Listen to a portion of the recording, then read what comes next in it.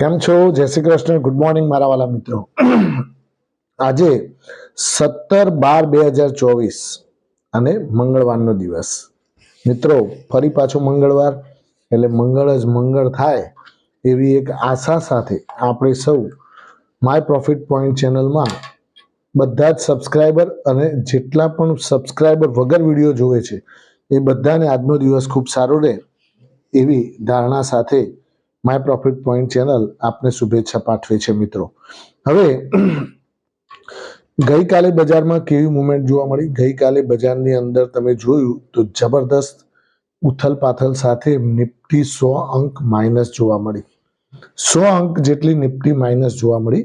એમાં વાત કરીએ મિત્રો એફઆઈઆઈ અને ડીઆઈઆઈ ના ડેટા, તો એફઆઈઆઈ એ 234 કરોડની 278 કરોડની વેચવાલી કરી.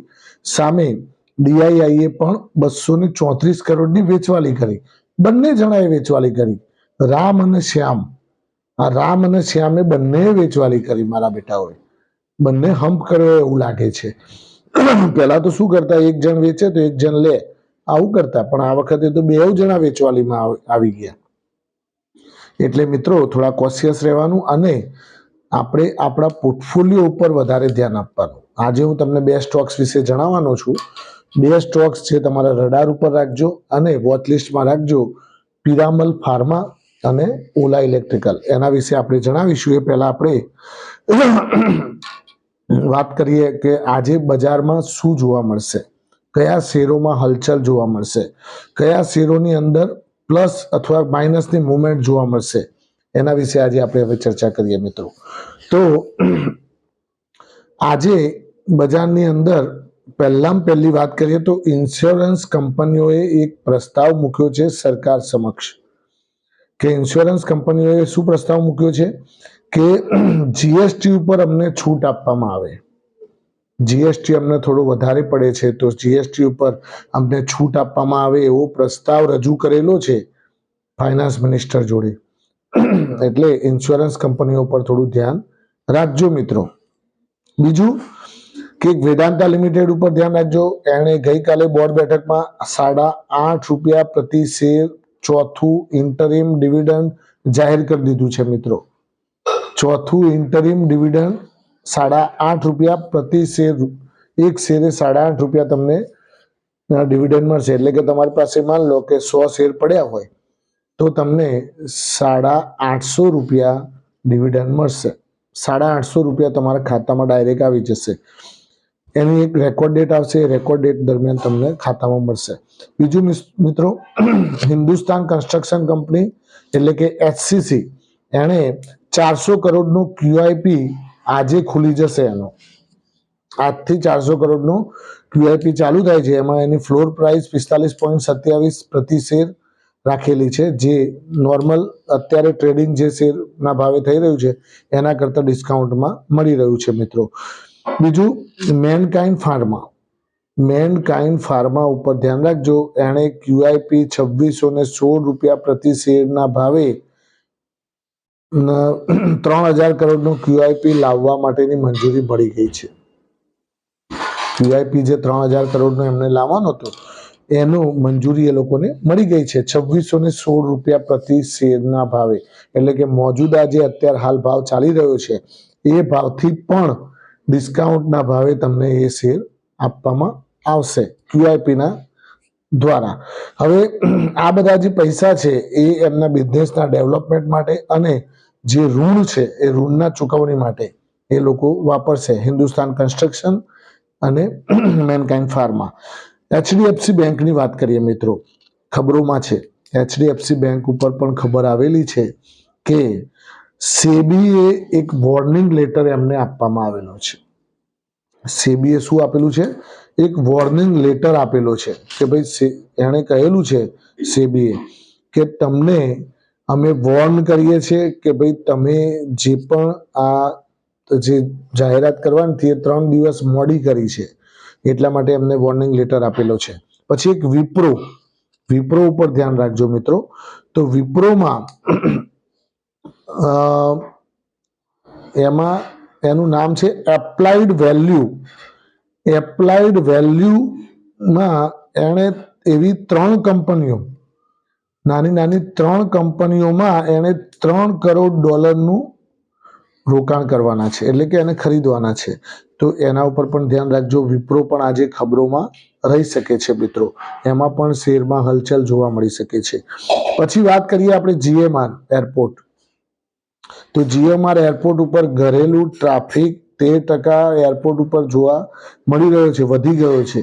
એટલે ટ્રાફિક વધતો જાય છે એટલે આનો ધંધો પણ વધતો જાય છે જીએમઆર એરપોર્ટનો.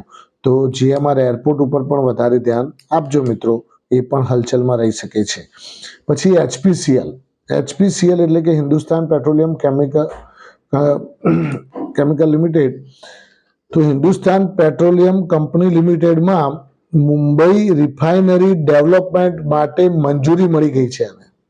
મુંબઈ રિફાઇનરી જે ખરી ને એને ડેવલપ કરવાની છે, તો એની મંજૂરી એ લોકોને મળી ગઈ છે. તો એમાં પણ આજે હલચલ જોવા મળી શકે છે મિત્રો. બીજું,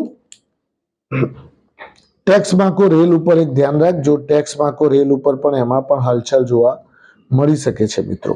પછી એક છે માઇન્ડ સ્પેસ આરઈઆઈ.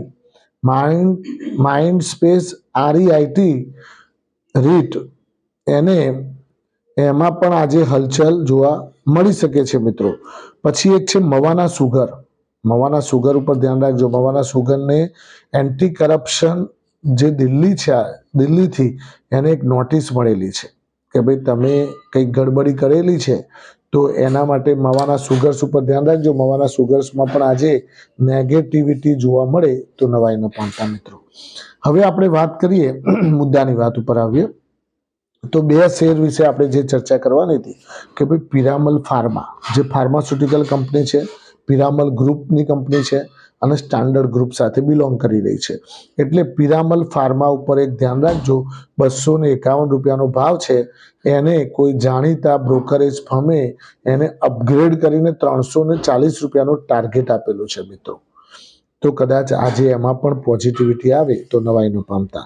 બીજું મિત્રો, બીજા નંબરનો શેર છે ઓલા ઇલેક્ટ્રિકલ. ઓલા ઇલેક્ટ્રિકલ ઉપર પણ ધ્યાન રાખજો. ઓલા ઇલેક્ટ્રિકલ મિત્રો એ પણ લગભગ 95 થી 98 ની રેન્જમાં હમણાં છેલ્લા 10 થી 15 દિવસમાં ફર્યા કરે છે, લગભગ 90 થી 98 ની રેન્જમાં. તો એના અંદર પણ ધ્યાન રાખજો. એ ગમે ત્યારે 100 કુદાવીને ઉપર જતો રહે તો નવાઈ ન પામતા. કારણ કે આવા શેર્સ જે ફ્યુચરમાં જે આપણી સરકાર જેના ઉપર અત્યારે હાલ કોન્સન્ટ્રેટ કરી રહી છે, ઇલેક્ટ્રિક વ્હીકલ અને ગ્રીન એનર્જી, આ બંને સેક્ટર ઉપર અત્યારે સરકારનું પુષ્કળ પ્રમાણમાં ફોકસ છે મિત્રો. એવી કંપનીઓ ઉપર તમારે ધ્યાન રાખવું જોઈએ. એટલે કે ઓલા ઇલેક્ટ્રિકલ ઉપર તમે ધ્યાન રાખજો. લાંબા ગાળે ખૂબ સારું રિટર્ન આપી શકે છે, કારણ કે એનું નવા લોન્ચિંગ અને નવી પ્રોડક્ટો એ લોન્ચ કર્યા કરે છે. પણ એમાં ક્યારેક કન્ઝ્યુમર પ્રોટેક્શનવાળા જે પણ છે એ પણ એમને ઘણી વખતે ચેતવણી આપતા રહે છે કે ભાઈ તમારા કસ્ટમર્સને તમે સેટિસ્ફેક્શન આપતા નથી, એટલા માટે ઓલા ઇલેક્ટ્રિકલમાં એક થોડું ક્યારેક નેગેટિવ પણ આવી જતું હોય છે. તો એ બંને શેરો ઉપર તમે રડારમાં રાખજો. તમારા પોર્ટફોલિયોમાં ના રાખતા પહેલા તમે વોચલિસ્ટમાં રાખજો. ફાઇનાન્શિયલ એડવાઇઝરની સલાહ લઈ અને પછી જ એને તમારા રોકાણ માટે યોગ્ય ઠેરવવું હોય તો ઠેરવી શકો છો. હવે મિત્રો વાત કરીએ આપણે કે ઝોમેટો કંપની ઉપર થોડું ધ્યાન રાખજો. એમાં પણ આજે ખબરોમાં છે. એ પણ હવે ટૂંક સમયમાં સેન્સેક્સની અંદર એન્ટ્રી લેવાની તૈયારી છે. એટલે જે કંપની સેન્સેક્સમાં આવે એને અમુક ટકા એફઆઈઆઈની રોકાણની છૂટ મળતી હોય છે. એફઆઈઆઈ અને ડીઆઈઆઈ એમાં અમુક ટકા વાળી વધારે રોકાણ કરી શકતા હોય છે. તો મિત્રો એક તમે ઝોમેટો ઉપર વધારે ધ્યાન આપજો.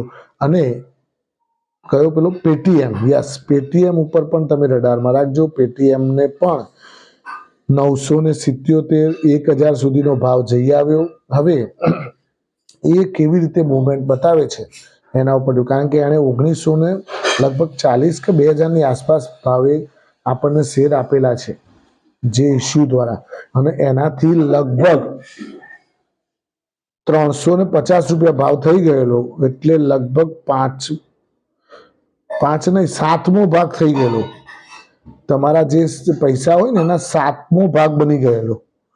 વિચાર કરો મિત્રો, એટલે કેટલું બધું ડાઉન સાઈડ જોવા મળ્યું હતું. હવે તમને ખાસ કહેવાનું, આજનું બજાર મિત્રો, આજે બજારમાં નેગેટિવ સાથે ખુલશે. લગભગ 70 થી 72 અંક નિફ્ટી નેગેટિવ ખુલે એવા અણસાર દેખાઈ રહ્યા છે. અને બજાર કેવી રીતે કામકાજ કરે છે એના ઉપર તમારે આગળનું ટ્રેડ પોઝિશન લઈ શકાય. ઘટાડો આવે એટલે હંમેશા ખરીદારી લોંગ ટર્મ ઇન્વેસ્ટરે કરવાની, અને ઉછાળો આવે ત્યારે શોર્ટ ટર્મ ઇન્વેસ્ટરે વેચવાલી ઉપર ધ્યાન આપવાનું. મિત્રો, થેન્ક યુ વેરી મચ. ખૂબ ખૂબ આભાર. આજનો દિવસ તમારા માટે શુભદાયી રહે, લાભદાયી રહે, ફળદાયી રહે એવી માય પ્રોફિટ પોઈન્ટ ચેનલ વતી આપ સૌને શુભકામનાઓ. Thank you very much. ખૂબ ખૂબ આભાર.